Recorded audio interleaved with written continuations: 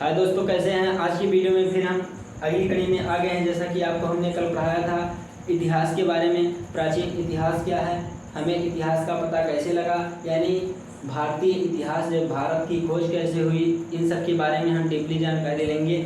और इससे पहले हमने कल आपको सिखाया था क्या, वेद, यानी वेद कैसे आया था। यानी हमने बताया था कि भारत के इतिहास की जानकारी हमें दो तथ्यों से मिलती है। पहला है साहित्यिक स्रोत, दूसरा है पुरातात्विक स्रोत। तो साहित्यिक स्रोत में ब्राह्मण साहित्य में पहला था वेद, और उसमें हमने आपको ऋग्वेद पढ़ाया था। ऋग्वेद के बारे में आपको जानकारी दी थी। और ऋग्वेद के बाद आता है क्या, दूसरा वेद, जिसका नाम है यजुर्वेद। और यदि हम आपसे कहें कि यज्ञों का अनुष्ठान किस वेद में होता है, तो या से यज्ञ और या से यजुर्वेद। तो इस ट्रिक के माध्यम से याद कर लिए, यज्ञ अनुष्ठान। समझ में आई बात। अब चलते हैं, इस वेद को किसके नाम से जानते हैं। यजुर्वेद को हम जानते हैं कर्मकांडीय वेद। इसको हम जानते हैं कर्मकांडीय वेद। ऐसा कौन सा वेद है जिसको हम कर्मकांडीय वेद के नाम से जानते हैं, वो यह है यानी यजुर्वेद। अब देखिए यजुर्वेद के पाठ कितने हैं। यजुर्वेद को दो भागों में बांटा गया है, कृष्ण यजुर्वेद, शुक्ल यजुर्वेद। जिसमें केवल पद्य का विवरण मिलता है उसको हम कहेंगे शुक्ल यजुर्वेद, और जिसमें कृष्ण का यानी जिसमें पद्य और गद्य दोनों विधाओं का हमें संकलन मिलता है उसको कह देंगे हम कृष्ण यजुर्वेद। आपने पक्ष पखवाड़ा सुना होगा, कृष्ण पक्ष, शुक्ल पक्ष। तो ऐसे ही यजुर्वेद के दो पार्ट हैं। पहला पार्ट है कृष्ण यजुर्वेद, और दूसरा है दोस्तों, दूसरा है शुक्ल यजुर्वेद। ये दूसरा है। इसके माध्यम से हम आपको जानकारी देना चाहते हैं कृष्ण यजुर्वेद क्या है और शुक्ल यजुर्वेद क्या है। कृष्ण मतलब इसमें क्या है, यानी इसमें गद्य तथा पद्य, इसमें गद्य और पद्य यानी काव्य दोनों विधाओं की रचनाएं मिलेंगी, दोनों विधाओं की रचनाएं। और देखिए शुक्ल यजुर्वेद में क्या होगा, शुक्ल यजुर्वेद में केवल पद्य, यानी केवल काव्य। ये बात क्लियर हुई। तो हमने आपको बताया कल वेद, उसके बाद ऋग्वेद बताया था। आज की चर्चा हो गई कि यजुर्वेद क्या है। यजुर्वेद को हम कर्मकांडीय वेद कहते हैं। यजुर्वेद के दो पार्ट हैं। पहला क्या है, शुक्ल यजुर्वेद यानी कृष्ण यजुर्वेद। उसके बाद दूसरा क्या है, शुक्ल यजुर्वेद। कृष्ण यजुर्वेद में किसका उल्लेख रहता है, गद्य तथा पद्य का, दोनों का। और शुक्ल यजुर्वेद में रहता है किसका, पद्य का केवल। अब चलते हैं नेक्स्ट कौन सा वेद है दोस्तों। नेक्स्ट वेद हमारा है अथर्ववेद, सामवेद। आपने पढ़ा था फर्स्ट क्या, ऋग्वेद, सेकंड की चर्चा हुई यजुर्वेद, अब थर्ड क्या है, सामवेद। आपके क्वेश्चन एग्जाम में यह पूछ सकता है कि साम का अर्थ है, ये साम और ये साम में भैया अंतर है।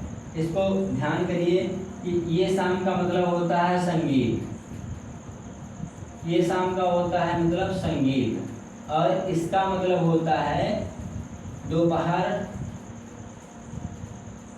के बाद का पक्ष, यानी संध्या जिसको कहते हैं, गोधूल यानी संध्या जिसको कहते हैं।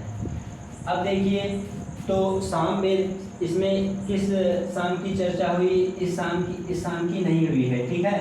तो इसको मिटा दे रहे हैं। तो शाम का अर्थ है, आपसे पूछेगा शाम का अर्थ है, ऐसे पूछेगा शाम का अर्थ है।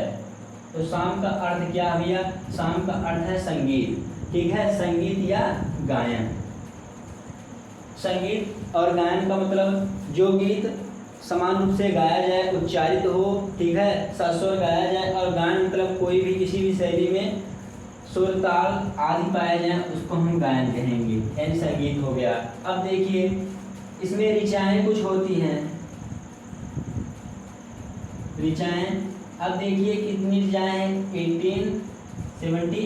1875 ऋचाएँ हैं। वेदों में ऋचाएँ कितनी हैं, इतनी ऋचाएँ हैं। कुल कितनी ऋचाएँ हैं, इतनी हैं। अब अगर आपसे कहें सामवेद की ऋचाएँ कितनी हैं, तो सामवेद की ऋचाएँ कितनी हैं, देखिए सामवेद की ऋचाएँ जो हैं कितनी हैं, 99, यानी 99 ऋचाएँ किसकी हैं, सामवेद की हैं। इसे हम संगीत का वेद कहते हैं, यानी जितने भी संगीत कार्यक्रम आदि होंगे इस वेद में आपको इसका उल्लेख मिलेगा। और अब क्या है इसके बाद, थर्ड के बाद फोर्थ। अब देखिए इसको सामवेद को गाने वालों क्या कहते हैं, उद्गाता। उद्गाता, ठीक है, जो गाया जाता है उसको गायन कहते हैं, गाने वालों कहते हैं उद्गाता।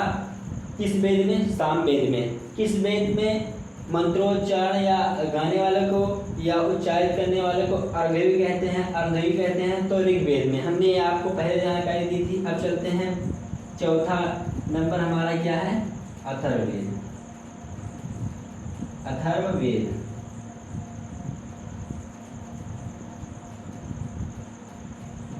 क्या है, अथर्ववेद।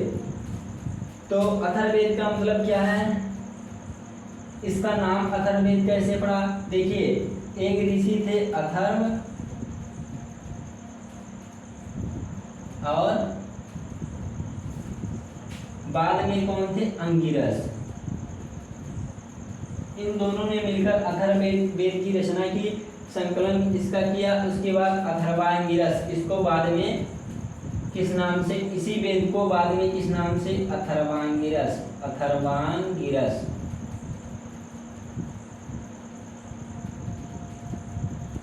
अथर्वांगिरस वेद के नाम से जाना जाने लगा, ठीक है।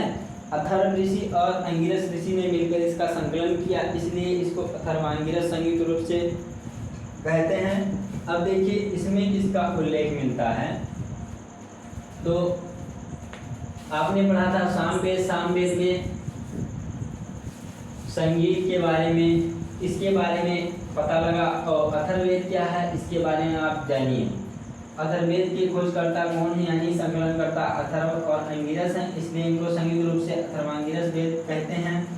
किस वेद को अगर हम आपसे पूछें क्वेश्चन कि किस वेद को हम कर्मकांडीय वेद कहते हैं, तो यजुर्वेद सबसे प्राचीनतम वेद, ऋग्वेद, और संगीत का वेद सामवेद। अथर्वांगिरस वेद कौन है, ये है अथर्ववेद। अब चलते हैं क्या इसकी विशेषताएं, क्या अथर्ववेद में क्या क्या है। इसमें है जादू टोना, जादू टोना, मंत्रोच्चारण, जादू टोना, जो भूत प्रेत होता है इससे संबंधित ये सब, और औषधि,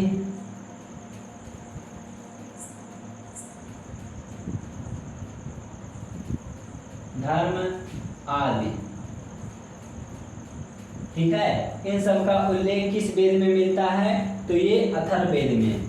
अब बात करें हम अथर्ववेद जो है इसकी रचना किसने किया, तो अथर्व और अंगिरस ऋषि ने, इसलिए इनको हम क्या कहते हैं, अथर्वांगिरस। अब देखिए संहिता क्या होती है, चार वेदों को हम संयुक्त रूप से मिलाकर क्या कहते हैं, संहिता। जैसे हमने कहा वेद कौन कौन से थे, यहाँ लिख दे रहे हैं, ऋग्वेद,